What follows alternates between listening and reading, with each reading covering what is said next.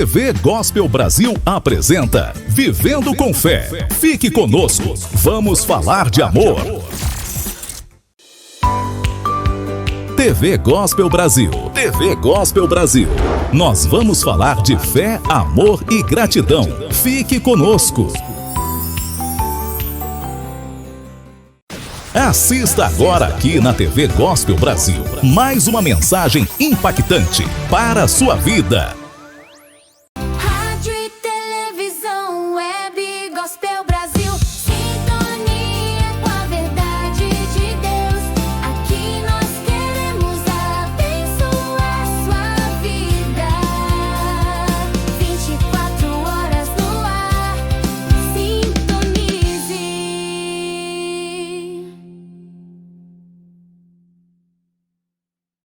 Pastor, você enfatiza no seu livro a questão de antes da pessoa se envolver, que a pessoa com que ela vai se envolver seja temente a Deus. Sim. Eu já ouvi muitas vezes essa pergunta também, vou jogar a bola para você. Tá bom. Você acredita que um relacionamento pode trazer essa pessoa para próximo de Deus? É arriscado? Se eu acredito em namoro evangelístico. É.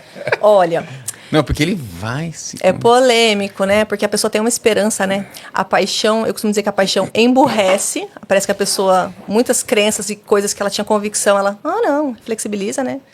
E, ao mesmo tempo, dá muita esperança. E, nossa, mas essa pessoa tem tudo. Eu já ouvi essa frase, você já deve ter ouvido também. Essa pessoa tem tudo, só falta Jesus. Eu falo, gente, qual que é a percepção de Jesus que essa pessoa tem? Porque se não tem Jesus, não tem nada, entendeu? Mas, tava até falando com um amigo meu semana passada sobre isso. A gente conhece exceções, histórias que... a menina orou, pagou preço de oração, jejuou e realmente a pessoa veio para Jesus. O que eu aconselho?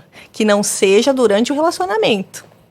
Porque, desculpa, mas enquanto você está namorando, você está performando para manter a pessoa atrelada a você. Sim. É isso que acontece. No namoro é isso. A gente não pode rasgar, não, eu tô com ela porque eu amo ela. E eu vou para Jesus porque eu realmente tô amando Jesus. Será? Então o que eu falo? Dá uma distanciada, dá um tempinho, apresenta Jesus e sai fora. E fica inacessível. Ai, mas daí nunca mais... Sim, mas você crê que se for de Deus para sua vida, né? Deus é poderoso. Preparar, né? O que é para Deus atrair uma pessoa, né, que saiu da sua vida voltar para sua vida?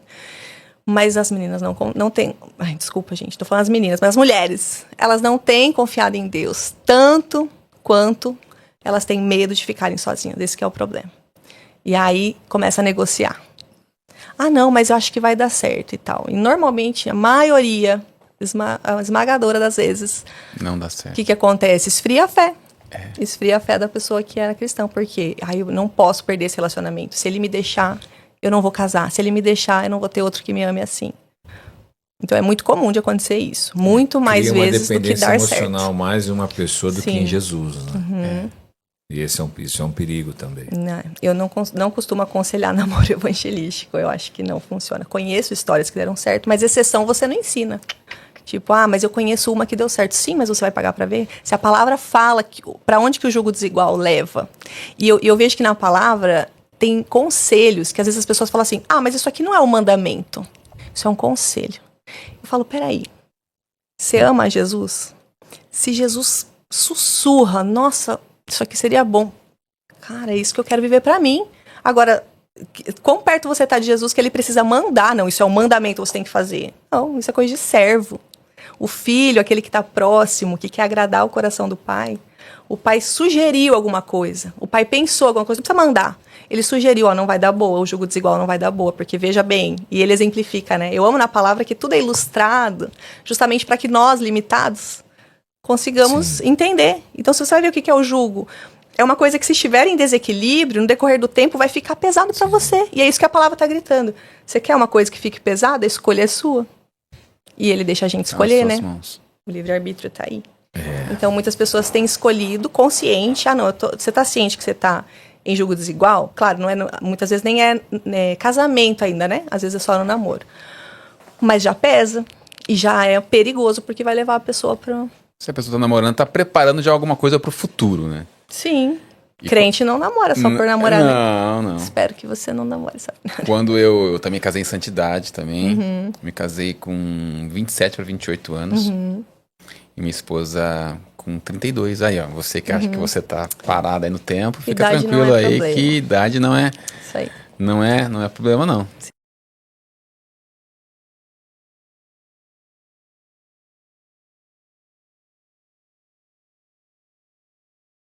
E qual o caminho para cura para essas mulheres que você tem atendido? Porque quem está ouvindo, quem está assistindo, talvez está passando por isso, tá até chorando do outro lado, ouvindo a tua história, se colocando nisso, Não sabe como não sabe começar. como começar, como ela começa. Começa pedindo ajuda, né? Porque eu precisei de ajuda. Nesse nível, assim, não que todas as pessoas precisem passar em terapia, apesar de que eu sou adepta a que se todas as pessoas passassem seria ótimo, porque terapia não é só para traumas tão intensos, a terapia ela também é uma educação emocional. Infelizmente, nós vivemos numa sociedade, num país que não se preocupa muito com a educação socioemocional.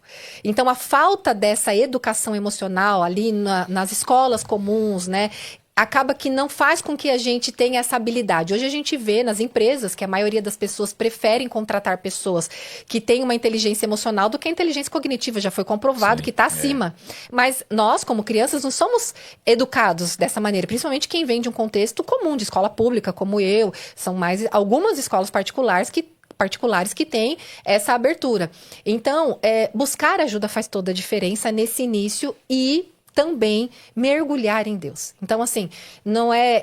aí fala assim, mas eu não... De repente, eu não tenho condição de pagar a terapia, que é a realidade da maioria das pessoas também. Existem os órgãos. As faculdades de psicologia, eles têm, sabe, tipo, os alunos que estão ali no último ano, eles fazem estágio, então tem atendimento gratuito. Já tem muitas igrejas, graças a Deus, que tem essa abertura. Então, busque na sua igreja. Se o seu pastor não tiver ali, ele vai conhecer alguém, vai fazer um contato, uma rede de apoio que possa... Em algum lugar tem alguém que está atendendo gratuitamente e que está ajudando. Em algum lugar tem alguma instituição. A minha igreja tem, por exemplo. Olha chama isso. Vida Melhor. Então, olha isso. Então, Uma terapia em grupo, inclusive, e ajuda só para muito. mulheres. Ajuda muito. Tem as UBSs, os postos de saúde, muitas cidades já têm também isso. Barueri, por exemplo, é uma cidade que tem isso gratuitamente, não só para pessoas que estão em condições. Tem o CAPS também, que são os atendimentos psicossociais. Então, tem órgãos governamentais para dar essa assistência. Então, ore, mas não coloque a força no profissional. Coloque a força em Deus, entendendo como aquela psicóloga falou para mim, não sou eu que vou te ajudar, é o Espírito Santo. Sim. O Espírito Santo faz através da pessoa, mas quando nós colocamos a força em Deus, é Ele quem faz. Então, é mergulhar em Deus, é buscar um grupo de apoio na igreja, né? Eu acho que o Brasil deveria ter mais grupos de apoio como os Estados Unidos tem. Nos Estados Unidos tem muitos grupos de apoio para tudo, assim, para filhos de alcoolistas, para pessoas que são codependentes de adictos. Então, são vários movimentos. E aqui no Brasil existem, sim, alguns movimentos. Nos Estados Unidos a gente vê até em filme, né? Diversos, o cara teve um problema de guerra, agora ele vai num grupo de ajuda, de apoio. Isso, e ajuda muito. Então, seja uma célula, seja um encontro, busque estar na fonte que vai te aquecer, vamos dizer assim. Então, é uma igreja saudável, obviamente, buscar uma igreja saudável que não te manipula, que não te abusa, porque normalmente essas pessoas acabam sendo atraídas por igrejas manipuladoras, por líderes abusadores e manipuladores, porque o abuso, ele continua, lembra? Mudando de lugar. Então, assim, abra os olhos, busque uma igreja saudável, uma igreja que não te manipula, que não te oprime, né? E normalmente as igrejas saudáveis já têm essas aberturas pastorais, no sentido de aconselhamento, de atendimento terapêutico, mesmo com profissionais, psicólogas e tudo mais, enfim. E buscar Deus. E buscar a Deus, porque é o Senhor quem vai acendendo as luzes. É o que eu falo. Nós não temos capacidade de ver em nós o que está errado. E o que acontece? Nós desenvolvemos comportamentos tóxicos. O que são comportamentos tóxicos? Nada mais do que pecado. Mas o que é isso? Consequência de traumas. Sim. Então, o orgulho, a inveja, a insatisfação, a insubmissão a um marido, a um casamento, sabe? E tantos problemas na própria igreja hoje derivam de traumas que as pessoas viveram que não estão sendo olhados. A raiz está muito lá atrás. Então, é se permitir viver o processo. É se permitir falar para a pessoa certa, não é sair falando para qualquer um. É ter um lugar de escuta. Então, quando eu sou acolhido, quando me escutam, quando as pessoas validam a minha dor da maneira correta. Não, ai, coitadinho. Não, mas fala, puxa, sinto muito pelo que você passou. Deve ter sido muito difícil. Então, a pessoa precisa ter, no primeiro momento, essa dor vista, essa dor validada pela Sim. pessoa certa da maneira certa. Então, é isso, falar sobre a dor, é colocar isso na cruz de Cristo, é libertar, né, você dessa dor, liberando o perdão. E isso a gente só consegue com a ajuda do Senhor. Não tem, gente, como você vai perdoar um abusador que faz isso com criança e tantas questões? Então, tudo isso na minha vida foi perdoado porque o Senhor segurou na minha mão e me ajudou e falou, filha, vamos lá, a estrada é longa, mas eu vou te dar a vitória. E assim tem sido.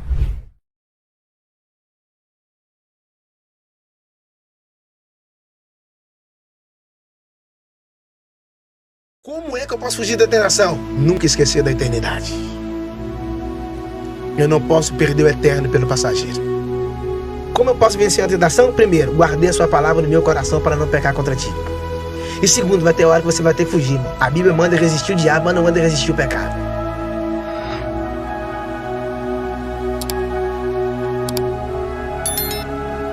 Olha que coisa.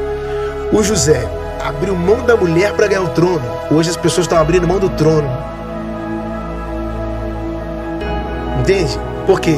Vai ter guerras, irmãos, que elas não são suas. Fugir não é covardia. Fugir é uma estratégia. Recuar não é sinônimo de medo. Recuar é sinônimo de estratégia.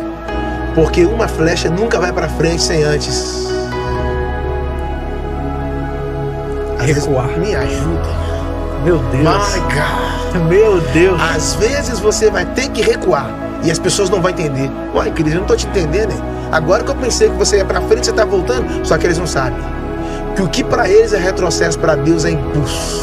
Estratégia. O José, quando fugiu, ele tava com medo. O que eu carrego é tão precioso que eu não posso perder isso. Não permita que coisas momentâneas destruam coisas eternas. Você só vai alcançar uma medida eterna quando você decidir sair dos limites humanos. A tentação vai durar 30 minutos. E o sonho de José? Até hoje nós estamos falando dele. Eita! É verdade. Plano eterno. Demais. Como é que eu posso fugir da tentação? Nunca esquecer da eternidade. Eu não posso perder o eterno pelo passageiro. Por que tem tanta gente caindo em pecado, principalmente sexual? Então, existe um detalhe grave que a igreja não fala mais sobre caráter. Existem certas áreas que a igreja não quer mexer. E isso é tão profundo que todas as vezes que um motorista vai sair com o carro, a primeira coisa que ele faz é o quê? Levar o carro na manutenção. Porque ele precisa fazer o alinhamento, o balanceamento. Vai ter parafusos que precisam ser trocados. Vai ter algumas peças que precisam mexer, alguns óleos que precisam ser trocados. Nós não queremos mexer em áreas privadas da nossa vida. Nós não queremos ser tocados. Quando Abraão foi circuncidar Isaac, que era o corte no órgão masculino do filho, de 8 dias, por que Abraão teve que circuncidar Isaac? Primeira coisa que Abraão teve que fazer, tocar na intimidade do Isaac. Por quê? Só o pai pode tocar na intimidade do filho. Entende? Qualquer outra pessoa que toca na intimidade do filho, não tendo a sua paternidade, não é paternidade, é abuso. Há uma diferença entre paternidade e paternalismo. Paternalismo tem a ver com aquilo que o filho tem que fazer para o pai obrigado. Paternidade tem a ver com aquilo que o pai faz por amor ao filho. Então, nós precisamos entrar no caminho da santidade. Santidade não é um desejo. Santidade não é uma vontade. Santidade é um chamado. E ele vos chamou para a santificação. Segui a paz com todos e a santificação. Entende? A santificação, ela é tão profunda que a maior prova que você pode declarar que ama a Deus é viver em santidade. Nós fomos chamados para obediência. E obedecer está ligado com renunciar. Renúncia é quando você diz não para si. E obediência é quando você diz sim para Deus. Deus só promove quem obedece. Adão desobedeceu, foi removido. José obedeceu, foi promovido. Quanto mais você obedece, mais Deus te promove. A obediência tem a ver com chamado. Entende? É muito sério isso. Glória a Deus. Muito sério isso. Como que eu sei qual que é o meu chamado? Meu Deus. Se eu ligar pra você e você não atender, não é que você atendeu o telefone, não é que você deixou de atender o telefone, você deixou de atender um chamado. Porque chamado é específico. Por isso que quando Jesus chegou lá, ele falou assim, ó, tirai a pedra. Ô Cris, Jesus não poderia tirar aquela pedra. Embora ela era muito pesada, precisava de muitos homens para se tirar a pedra do sepulcro de Lázaro. Mas ele sendo Deus, poderia tirar. Por que Jesus não tirou a pedra? Primeiro que ele está dizendo, quem tira a pedra é vocês e quem tira o Lázaro sou eu. Eita. E aí é um sepulcro onde colocavam mortos. Mas quando Jesus chegou na porta do sepulcro, ele só gritou Lázaro. Por que ele chamou Lázaro? Porque chamado é específico. Se ele chama morto, ia sair a turma. Levantava o cemitério inteiro. Mas quando ele disse Lázaro, é específico. Como eu sei que eu tenho chamado? Primeiro, o seu coração vai arder por aquilo. Segundo, o chamado vai fazer você andar naquele lugar como você nunca andou em outras áreas. Terceiro, vai arder a sua alma. Porque chamada não é quando você ouve, chamada é quando você atende. Entende? A chamada de Deus vai alinhar com os seus sonhos. Deus é capaz de usar na área do seu trabalho, seja você um médico, seja você um empresário, empreendedor. Ele é capaz de conectar as ferramentas que estão na sua mão só para cumprir o seu chamado. Por exemplo, o Pedro não era pescador? Sim. Ele era pescador físico. Quando Jesus encontrou com ele, ele falou assim, eu estou te dando um chamado hoje. Você vai ser pescador de homens. Pera aí, eu nunca pesquei homens. Eu estou mudando, Pedro. Porque cargo quem dá é homem, agora ministério quem dá é Deus. Qual a diferença de pescar peixes e pescar homens? Todo pescador de peixe tira ele da vida, leva ele para a morte. Todo pescador de homem arranca ele da morte para levar para a vida. Ou seja, você vai continuar pescando, só que agora peixes diferentes. Então o maior sinal do meu chamado é a resposta que eu dou para ele. Não adianta Deus te chamar e você não dá a resposta. Quando você entende o seu chamado, você dá a resposta para ele. Quando é ministério, quando é chamado, desliza. Não tem barreira. Você sente dificuldade. Porque o chamado é um embrião, né? Ele vai desenvolvendo ao longo do tempo. Ele vai formando, até você entender, essa é a minha vida. Porque a sua vida tem a ver com o seu propósito. Qual que é a diferença ou a ligação, o relacionamento entre chamado, missão, propósito, objetivo? Como que eu organizo tudo isso na minha cabeça? Então, primeiro, como é que eu descubro o meu propósito? Então há uma diferença entre o seu propósito e o propósito de Deus. Sim. O seu propósito pode ser um, o propósito de Deus pode ser outro. E a maior tragédia é quando eu estou na contramão de Deus. Porque Deus não quer te dar velocidade, Ele quer te dar direção. Como eu descubro o propósito de Deus na minha vida? Então descubra a sua paixão. Você gosta de fazer o quê? Isso. Descubra a sua paixão e ela vai iluminar o seu caminho para você enxergar o seu real propósito. Tem pessoas que estão vivendo uma vida atrás dos seus sonhos, mas não estão atrás do propósito. A maior tragédia do homem é viver uma vida sem descobrir o seu próprio propósito. Ele não viveu. E alguém me perguntou um dia, você tem medo de morrer? Eu falei, não tenho medo de morrer, eu tenho medo de não viver. Porque pior do que morrer é estar vivo e não vivendo. E como é que eu descubro que eu vou viver? É só você descobrir o seu propósito. O objetivo vai te ligar ao seu destino. Quando você tem um objetivo, você não pode perder tempo. Alguém diz que tempo é dinheiro, né? Não. Tempo não tem a ver com dinheiro. Tempo tem a ver com o seu destino. Porque homens de sucesso não valorizam dinheiro. Homem de sucesso valoriza tempo. Por isso, o segredo do teu sucesso é como você utiliza o seu tempo vago. Tem gente que está com o relógio no braço, mas está parado, está fora do tempo. O relógio não é para mostrar apenas um tempo. O relógio é para te dar um objetivo. Quem não tem objetivo? Por isso que os grandes homens sempre andam com o relógio no braço. Porque para eles... O tempo inteiro. Toda hora. Será aí? O relógio é tão importante que não está falando do dinheiro. Eu não posso perder tempo. E a minha geração, infelizmente. Talvez eles não entenderam a questão do chamado, do propósito. O propósito é uma missão que você cumpre. O chamado é uma vocação que nasce dentro de você. E você não escolhe o chamado. É o chamado que escolheu você, velho. O seu chamado já nasce lá dentro. E as pessoas não conseguem entender isso porque nós estamos tão... Existe um problema hoje, Cris, muito pesado chamado distração. Como o diabo pode matar o propósito de Deus na minha vida? Como o diabo pode destruir o chamado de Deus na minha vida? Me distraindo. Eu estou distraído. Eu estou tão distraído com as minhas coisas que o tempo tá passando. E o tempo não volta, né? Quando eu tentar recuperar o tempo, já passou. Porque eu estou preocupado com a distração. E a distração é uma arma de destruição em massa. Se o diabo não conseguir destruir você no pecado, ele vai te distrair. Porque é uma arma silenciosa. Você não tá nem percebendo. Você tá vivo, mas tá indo pro caminho errado.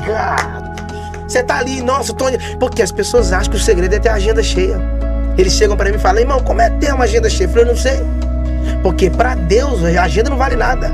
Porque pra Deus o que vale é você ser frutífero. Tem muita gente que tem uma agenda cheia, mas tá vivendo uma vida vazia. Ele só funciona, mas ele não flui. A ideia de Deus não é fazer você funcionar, é fazer você fluir. Nem tudo que funciona flui, mas tudo que flui funciona. É isso. A distração nos roubou do secreto. A gente não ora mais. Para Deus iluminar os meus próximos passos e eu descobrir o meu chamado, descobrir o meu propósito, o meu desígnio, você está em oração. Porque a oração é a maior forma de você... A oração oxigena a intimidade. A oração é a chave do secreto. E Deus só dá segredo para quem tem secreto. Mas como eu estou distraído... Deus só dá segredo para quem tem secreto. Eu estou distraído. A distração me roubou do secreto. Estou tão preocupado com o meu Instagram que toda hora eu fico nele. Estou tão preocupado com a minha rede social que toda hora eu fico nela. Enquanto isso, o tempo passa. Eu não consigo separar 2 horas e 40 minutos, que é o dízimo do dia para Deus. Mas eu consigo ficar 10 horas no Instagram, no Facebook. Ou seja, é uma arma de destruição massa, da distração. Você nem sente, ela é silenciosa. Você vicia, né? Quando você assusta que não, você está preso, amarrado. Por isso que as pessoas que estão presas, a gente acha que tem mais preso na cadeira, não. Tem mais preso na rua. Tem mais gente presa na calçada do que no penitenciário. Porque as pessoas da penitenciária podem estar presas no corpo, mas muitas delas estão livres na mente. E as pessoas na rua estão livres no corpo. Por isso que o maior prisioneiro não é aquele que está livre, preso. O maior prisioneiro é aquele que está livre, mas com a mente aprisionada. É os hebreus fora do Egito, mas a mente deles no Egito. Como é que você está, encerra aqui, como é que você está saboreando o maná, sentindo saudade do pepino? Meu Deus.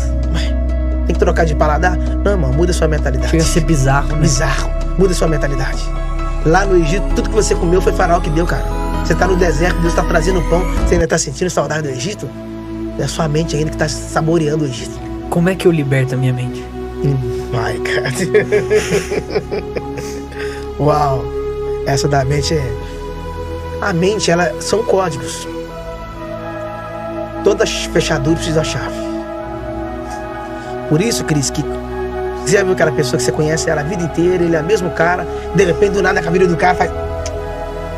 Por que a cabelo do cara dá um tim? É porque uma chave virou lá dentro.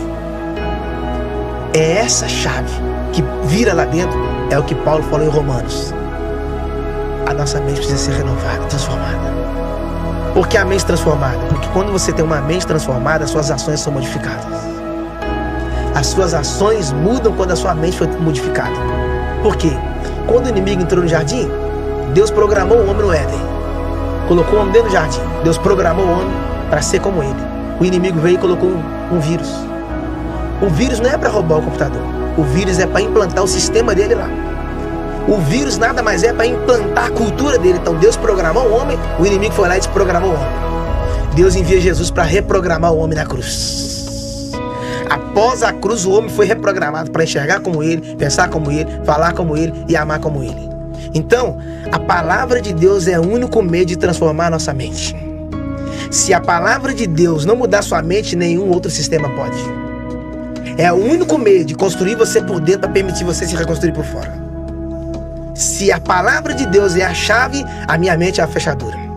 Por isso o salmista falou, na sua lei eu medito. De dia e de noite. Me fala o que está ocupando a sua mente e eu vou falar se você está preso ou se você está livre. Uau. Meu Deus do céu. Pastor, eu tô aqui pensando qual que é o título que eu vou dar pra esse episódio. Não tem nem como. Não tem uma coisa assim.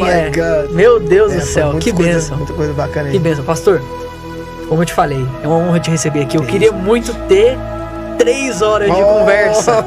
Entrar a fundo Meu e ir. Deus. Mas nós vamos ter mais oportunidades. Espero te receber com certeza. aqui, não no podcast, mas na igreja mais vezes. Sentar junto, conversar. Eu tenho uma pergunta que eu faço pra todo mundo antes de a gente finalizar. Algo que me ajuda a conhecer melhor o nosso convidado. Eu queria te fazer essa pergunta. É algo bem simples. Para o senhor, o que é mais lindo no evangelho? O que é que te brilha os olhos? O que me brilha os olhos, a cruz. É a maior prova de amor dele. Porque ele não foi para a cruz pelo que ele fez, ele foi para a cruz pelo que eu fiz. Entende? Então foi por amor. Não foi por... Quando Jesus foi para a cruz, colocaram uma placa sobre a cabeça dele. A placa estava sobre a cabeça dele, mas não estava sobre o propósito dele. Ele não foi para a cruz por causa da placa. Ele foi para a cruz por causa do propósito. E o silêncio de Jesus para mim é a maior fala dele. Deus sabe, não precisa abrir a boca. Até em silêncio ele fala. Então ele morreu a minha morte para que eu pudesse viver a sua vida. Eu não tinha justiça e ele não tinha pecado. Ele assumiu os meus pecados e eu recebi a sua justiça. Não sou justo pelo que eu faço, sou justo pelo que ele fez. E ele não se tornou pecador pelo que ele fez, se tornou pecador pelo que eu fiz. Somos justificados por Cristo. A cruz me enche os olhos. Isso é muito lindo. A cruz me emociona. A cruz é demais. Meu Deus. A cruz é uma chave, tá? A cruz é uma chave. A chave.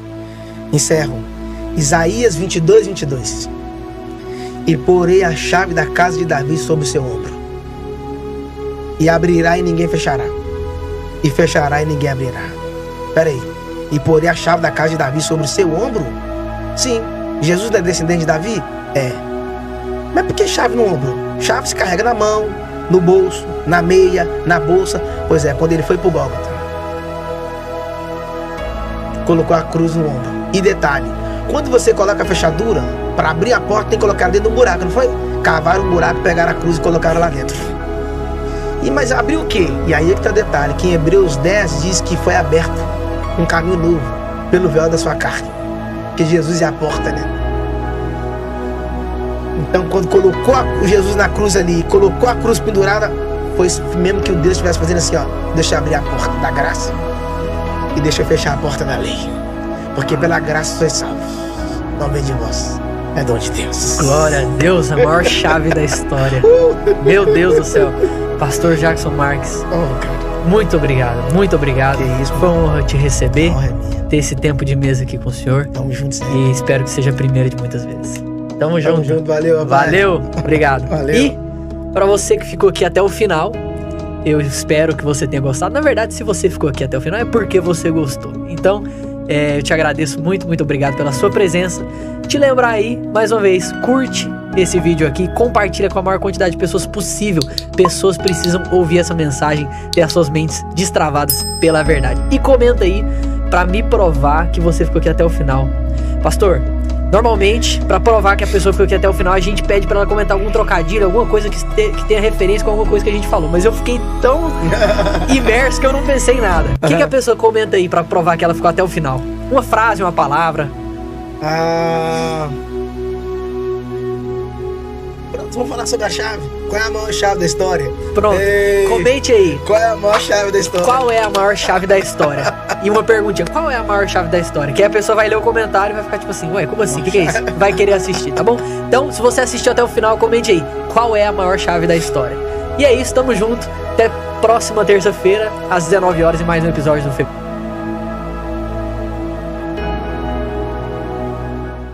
Deixa eu dar um exemplo a mais para a gente prosseguir aqui na conversa.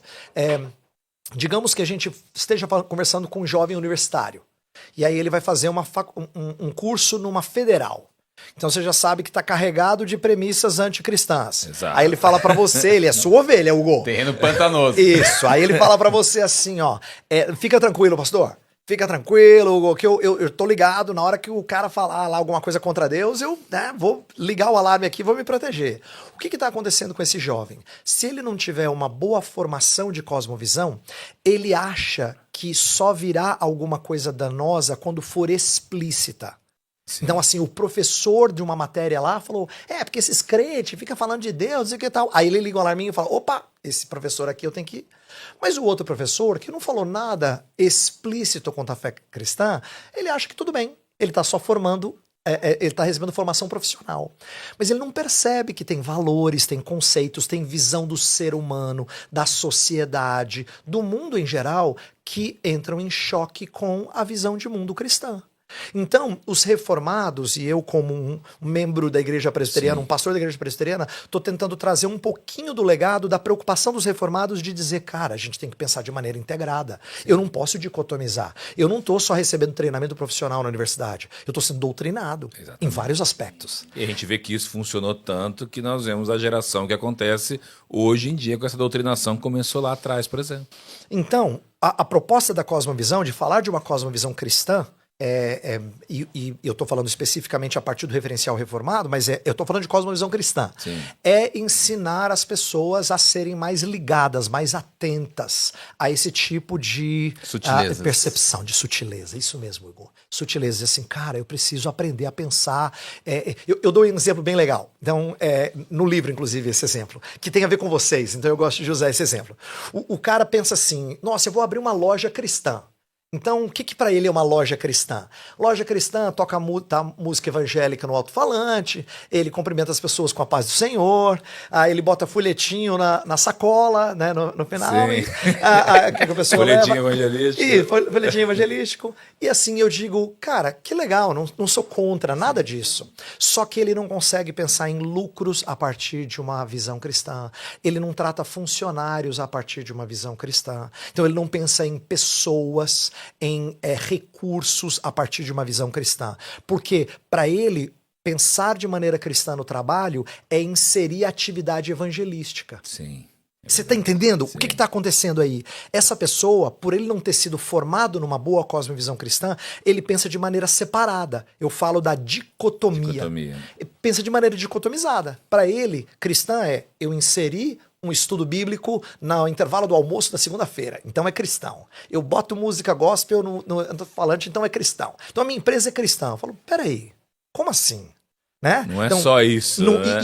E isso, embora não haja erro nisso, Sim. o que eu quero dizer é que se você pensa que ao fazer isso você está fazendo como um cristão, você não conseguiu pensar de maneira holística. É verdade.